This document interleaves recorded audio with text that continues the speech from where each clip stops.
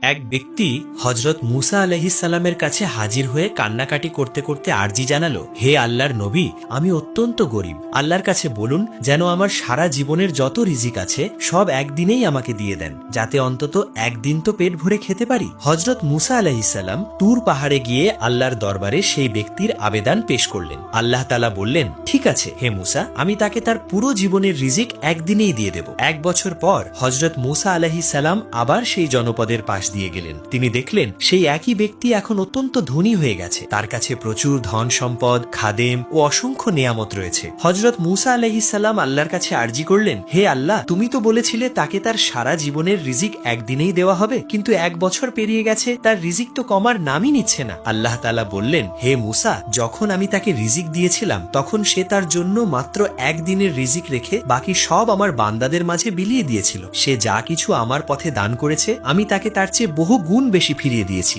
এখন সে আমাকে দেয় আর আমি তাকে দিই। সে দানশীলতার দরজা খুলেছে আর আমি তার জন্য আমার রহমতের দরজাগুলো খুলে দিয়েছি।